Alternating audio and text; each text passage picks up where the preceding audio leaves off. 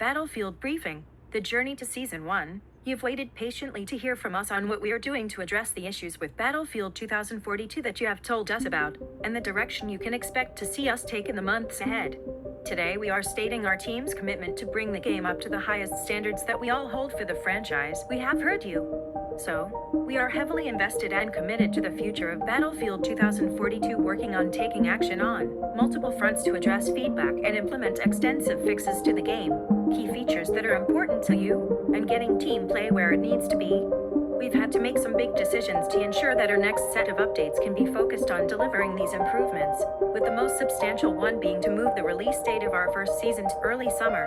This decision gives us the time to focus on improving the Battlefield 2042 experience while finalizing the development of our seasonal content to ensure that it all reaches our standard for quality. Upcoming updates. Here's a snapshot of the features we are bringing into the game as soon as possible. Scoreboard.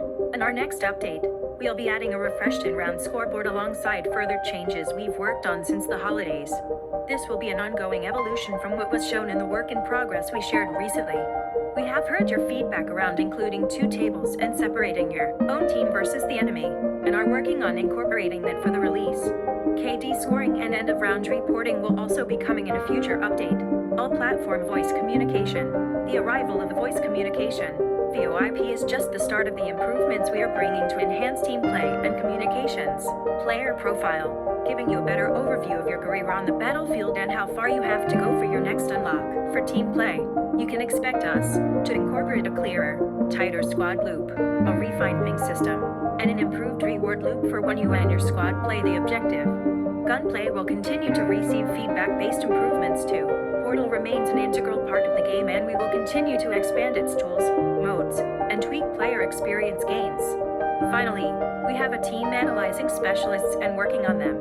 We are not quite ready to talk about actions we'll be taking, but as soon as we are, you will hear from us a new feedback loop. We are committed to pushing up the quality of the game, both through our updates and how rapidly we will respond to critical issues in the live environment. We are also going to clarify the direction we are taking and what's motivating our decisions to bring improvements to the game.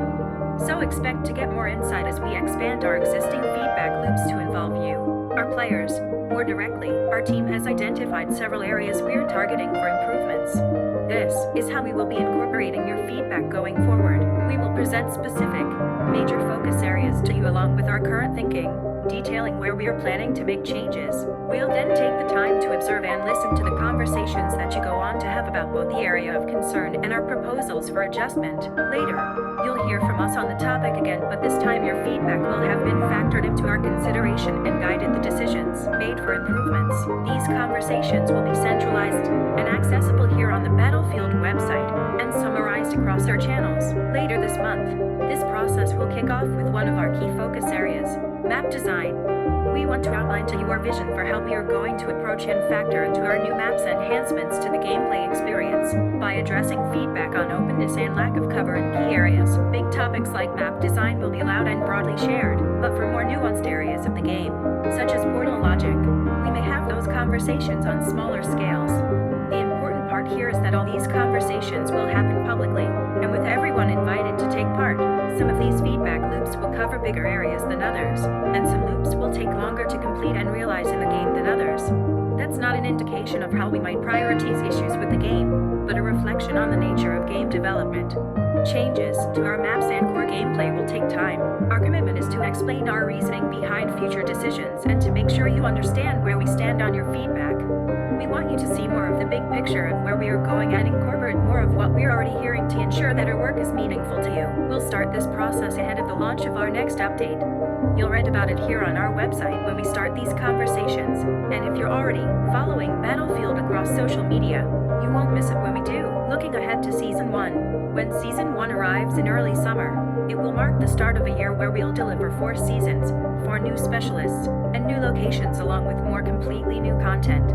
We know that this release is later than anticipated for many of you who purchased or upgraded to the Year 1 Pass as part of the Gold and Ultimate Editions.